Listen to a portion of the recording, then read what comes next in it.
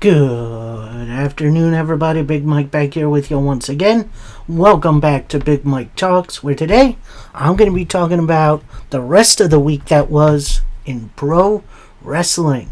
And for today, that's going to be WWE SmackDown, aka the Hulk Hogan tribute episode. Yay! So if you hear me getting a little sarcastic about Hulk Hogan, I'm just going to preface it by saying this. I was born in 87, so I really didn't start watching wrestling until like mid to late 90s. So I did miss the height of, Hulkamania. So I'm going to be maybe a little bit more sarcastic this episode.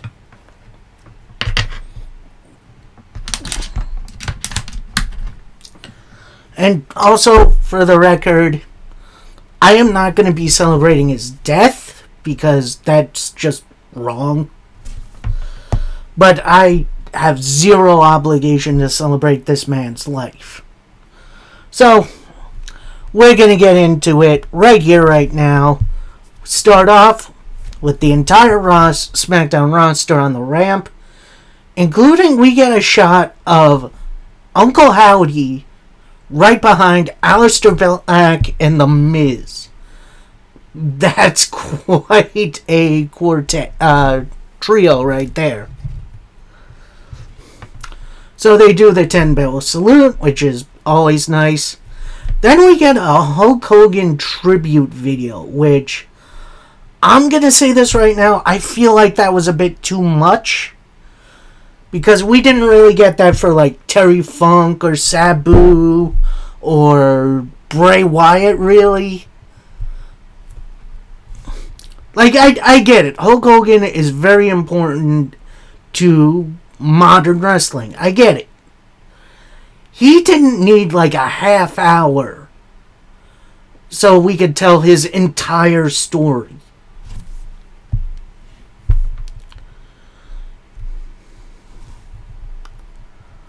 So then we get into the show proper, and we start off with a Logan Paul promo, because that's what we got. He gets showered of booze in his hometown of Cleveland, Ohio. Gets in the ring, gets on the mic, says, "It's good to be home." He gets booed out of the building. He's offended. He's like, "What's with the switch up? Weren't you just chanting, 'Thank you, Logan'?" Which, I'm going to say this. I kind of respect Logan Paul for doing that. Not saying I like Logan Paul, but that's a great heel move. I almost gotta respect him for it. Anyway, he continues. "You forget, yes, this city raised me, but this city didn't make me. You and I have nothing in common, because I made it out and you didn't. But tonight is about community. I see special edition of... Because tonight you get a special edition of Impulsive Live." So that's his, audio podcast. That's popular, I guess. "And I got my special guest here, who made a mockery of the art of pro wrestling. Jelly Roll, I got some news for you. Jelly Roll's music hits, which I think is the most distinct theme song WWE has ever done. I mean, it's probably one of Jelly Roll's songs in which I haven't heard. So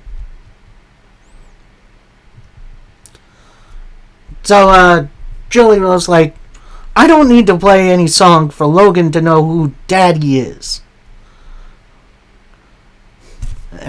Jelly Roll continues, "I'm sick of you talking like anyone from Cleveland likes you." Logan replies, No, this is my show, so you shut your mouth." I don't know why I went country accent for Logan Paul, but I did. I don't know why. Logan continues, at SummerSlam, you're getting in the ring with two of WWE's best, and then Randy Orton gets you? You've got nothing. Who do you think you are?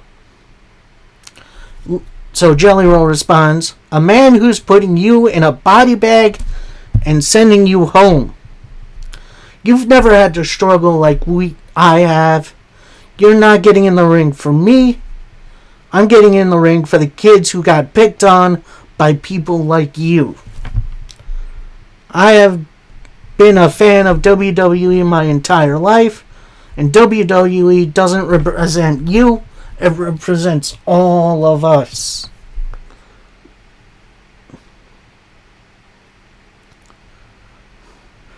And you want to make fun of my story? I've inspired millions. And that's where Logan erupts, where he says millions of rednecks around the world.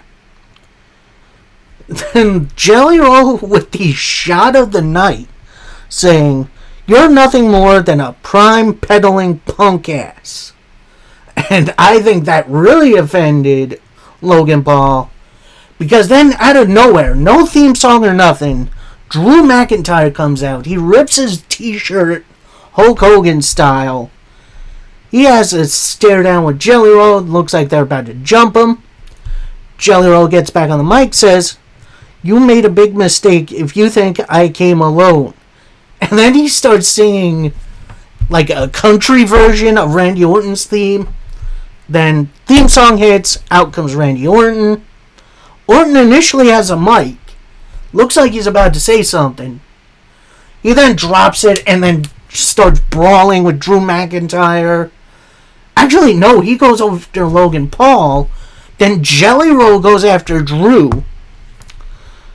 Drew takes out Randy Orton for a minute. Looks like he's about to pound the heck out of Jelly Roll. Then he invites Logan Paul to do it. Before he can get into it, Randy Orton drags Drew outside of the ring. Just starts beating the heck out of him. Logan Paul goes for the KO punch. That misses. Jelly Roll with an amazing black hole slam to end the segment. And I'm going to say this. Did that segment hype me up a little bit more for this tag match? Honestly, yeah. This kind of feels like when oh god, what is the dude's name? Oh god, I forget his name. The one Hispanic rapper who did really, really well in his WrestleMania match against Priest. Jelly Roll kind of feels like that. And it's going to be interesting to see what he can pull at SummerSlam. So, nice little surprise. Then we get a Rey Fenix and Andrade vignette where they, target the Wyatts for the tag titles. In which, honestly, I'm going to say this. This was a great pairing. Like, if you're not going to have the Lucha Brothers team up off the bat, let's get Andrade and Rey Fenix together. I feel like that's an awesome tag team. So, our first matchup of the night. And man, that took a little while. As we got Alexa Bliss taking on Roxanne Perez. And this was a pretty underrated match. I do wish it was given a little bit more time. But overall, this was a whole lot of fun. A lot of really, really good back and forth. You had Charlotte and Raquel kind of brawling out on the outside near the end. Including Charlotte yeeting Raquel into the crowd. And apparently she gets back out. It's a big boot to Charlotte Flair. Bliss hits the powerbomb, goes for the Twisted Bliss, then sees Raquel and attempting the powerbomb on Charlotte on the outside, hits a twisted Bliss on the outside, gets back in, immediately with the roll up for Roxanne Perez to pick up the win. Like I said, I do wish this matchup was given a little bit more time, because they were cooking with this match. I feel like, I mean, is it really anything to write home about? Not really, but it was a fun TV match that I feel like needs a little bit more love.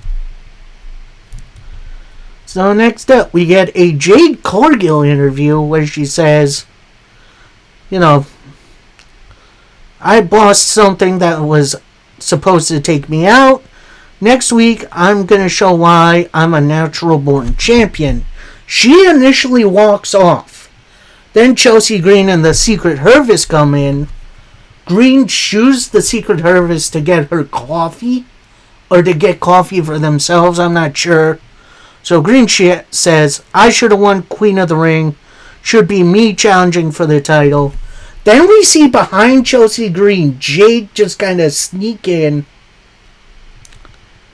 That's funny. Then Green kind of turns around, sees Jade behind her, starts running off.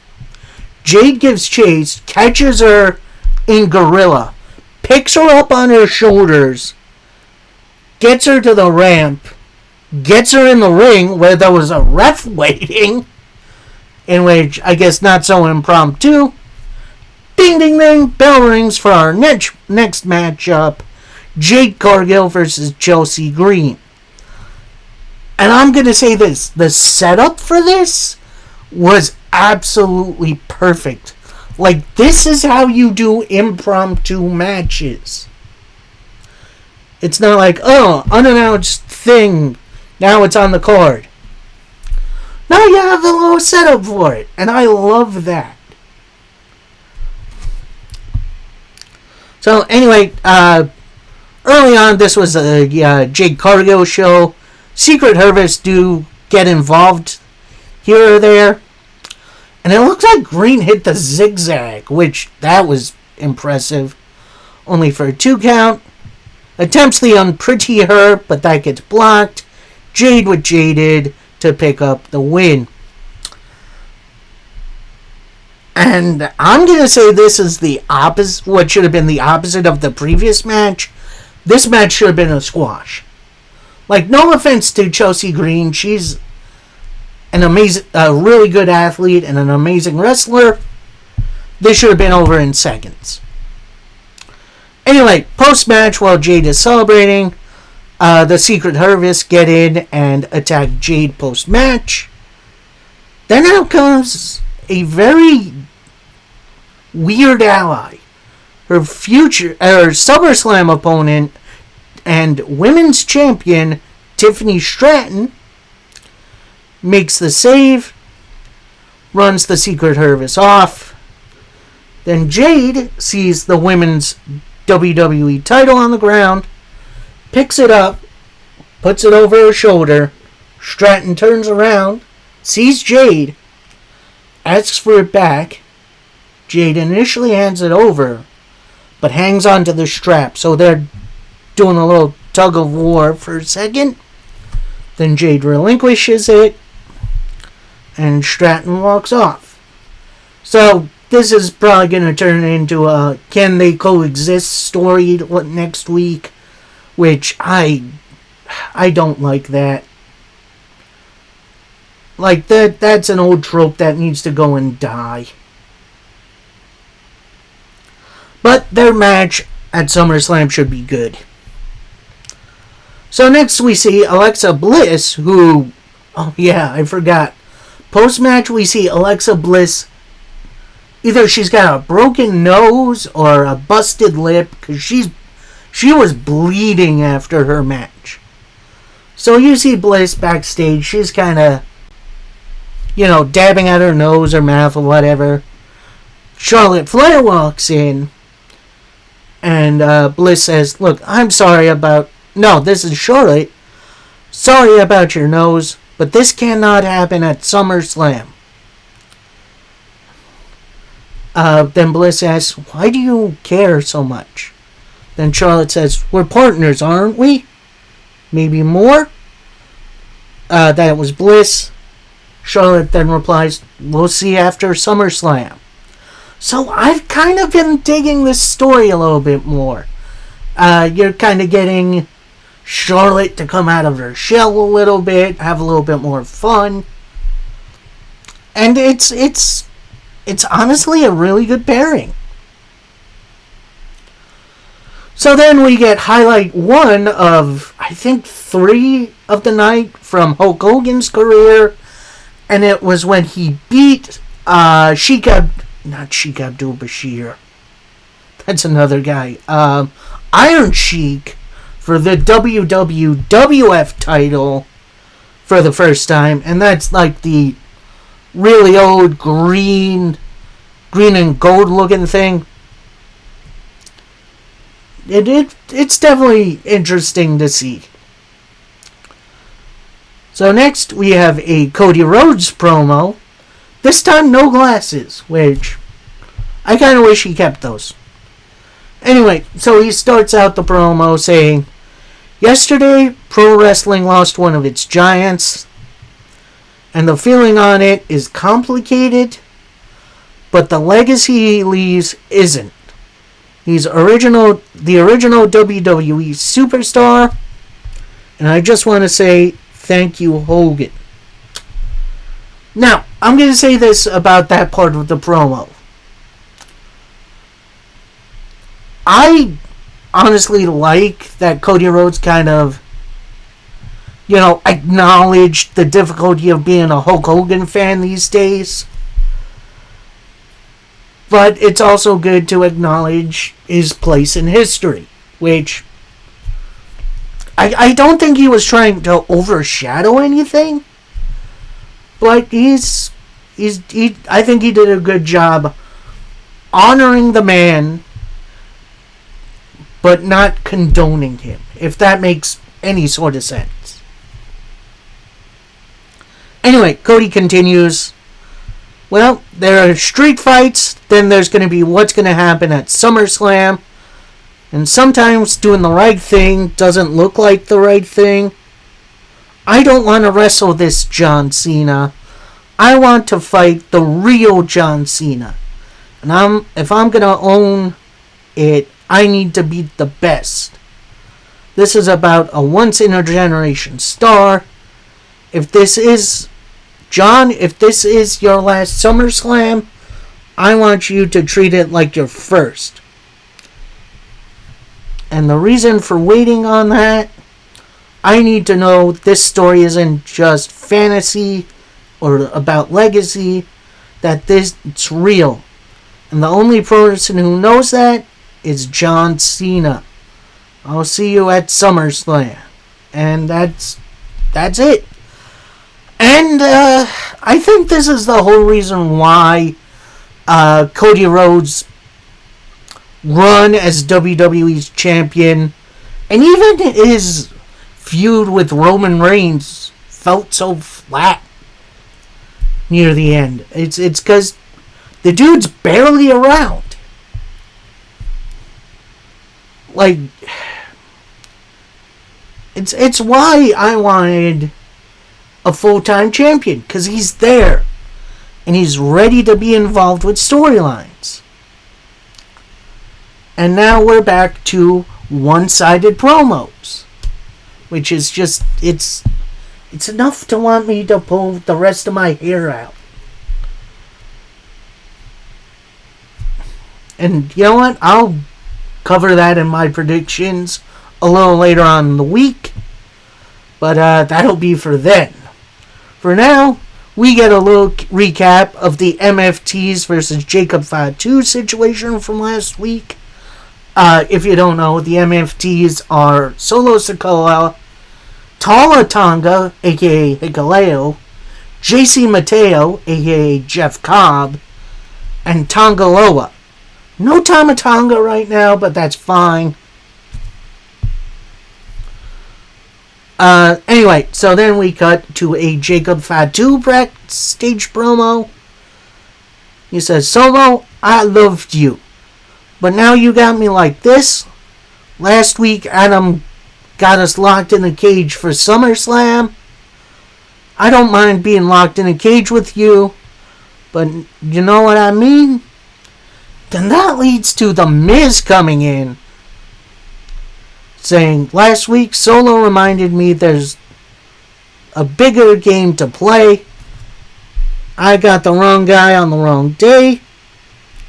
Then Miz winds up, slaps Jacob Fatu in the face. So Jacob just kind of looks at him, says, a match right now, huh? Come with it. So, yeah, very interesting way to set up a match. I don't hate it. But, yeah, that was weird.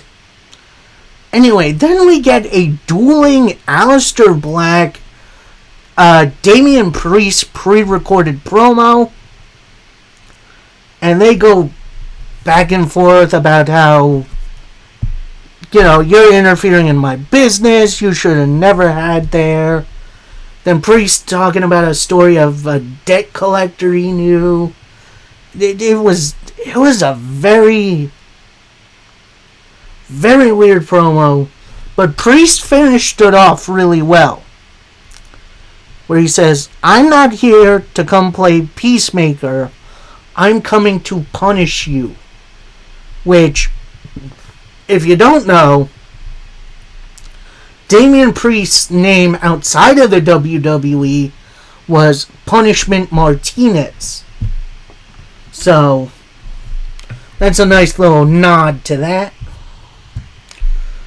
As they set up a match for next week for SmackDown. Not for SummerSlam, for SmackDown. Which, I mean, I guess that's fine. As we go into our next match, as it's The Miz taking on Jacob Fatu. And this, early on, this was Jacob Fatu's match. And as he's going for a hip attack, out comes the MFTs. They stop right on the ramp. Miz on the distraction hits a chop block, throws Fatu into the ring post. Miz gets a good amount of stuff in until Jacob Fatu fights back, goes for another hip attack, but the MFTs grab the Miz and move him to the outside, and then Jacob Fatu takes out everyone with a big dive. Jacob gets the Miz back in. Tama Tonga then grabs Jacob Fatu, tries to chuck him into the ring post, but Jacob Fatu counters it, throws him in instead, gets back in the ring, hits a super kick on the Miz, then a Samoan drop to pick up the win. And then post-match, MFTs attack Jacob Fatu, and as Solo is about to get ready to hit a hip attack while Jacob is wearing the hardcore necktie. Out comes Jimmy Uso to make the save. And he and Jacob just run wild on the MFTs. At that point, it's just Jacob Fatu and Solo in the ring. Jacob sets the steel chair on Solo, is about to go for a hip attack, but Tama Tonga intercepts Jacob with a big boot, hits a choke slam, and Solo with a Samoan spike to finish the segment. I got a funny feeling this steel cage match at SummerSlam is about to go nuts. Like, I got a funny feeling we're going to see a couple people interfere. Maybe a big brawl on the outside, which I would totally be for. And maybe we see a debut? Maybe? I don't know. Anyway, we go backstage for a Street Profits interview with B-Fab taking the lead. It has been a while since I've seen B-Fab hanging out with the Street Profits, and she says, Wyatts are a different kind of enemy. They have their own rules. And while we won this qualifying match, tonight should be our match. This brings in DIY and Candice LeRae, with Ciampa saying, "Oh, you guys lost to the Wyatts. You lost the tag titles," who are dismantling the tag division as we know it. So why don't you take a seat, step aside, and let the best team handle this? We have a plan, and all you have to do is stay out of our way. So, yeah, definitely some harsh feelings between the tag division, which I am really digging this story. Anyway, so next we get to Hulk Hogan Highlights number 2, in which it was WrestleMania, either it was WrestleMania 2 or WrestleMania 3, where Hulk Hogan body slammed Andre the Giant. Then we see Zelina Vega. She's walking towards the camera in the back and runs into Julia. She's about to say something to Julia when Kiana James, who we haven't seen in like maybe a year, walks in and she says, "If you really want to talk to Julia, you gotta run it by me first, because I am her new assistant." So Vega turns to Julia again and says, "Look, I want my rematch for the Women's United States title." James then says, "Well, lucky for you, I talked to Nick Aldis, and you'll get your rematch, but you're going to get it next week." Then Julia kind of looks Vega up and down, says, "I like you. You're feisty. You'll get yours next week." And she and Kiana James walk off. It's good to see Kiana James back on our TV.